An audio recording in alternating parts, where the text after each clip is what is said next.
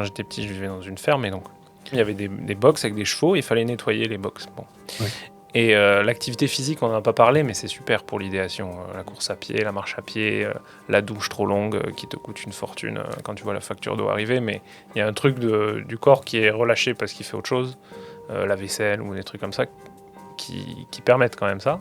Et donc là, je faisais les box, donc c'est-à-dire je virais le crottin des chevaux, c'est absurde, mais voilà, c'était le truc que je devais faire. Et j'ai eu une idée à l'époque, je sais plus de quoi, sinon je l'aurais noté. Et je l'ai noté sur un bout de brique. Vraiment, c'était vraiment l'idéation la plus galère du monde. C'est-à-dire qu'il y avait une brique rouge. Oui, j'avais pas de stylo. Je l'ai noté avec mon sang. Non, mais c'est ça. J'avais pas de stylo et j'avais une brique et j'ai cassé un carré de la brique. Et avec la brique sur la brique, vraiment le truc. Ouais. Donc, fallait vraiment la noter, quoi. Ça faisait de la espèce de poudre rouge. Je vois la taille de la briquette, du machin. Et je l'ai posé, j'ai fini mon truc, je l'ai oublié, je suis rentré chez moi. Et puis je suis revenu genre le lendemain. Et puis alors la brique, je sais pas, il y a eu du vent ou je sais pas quoi. Ou alors c'était illisible, je ne sais plus exactement, mais j'ai jamais retrouvé ce que c'était ce machin. Et depuis, je suis persuadé que c'était une pure idée incroyable.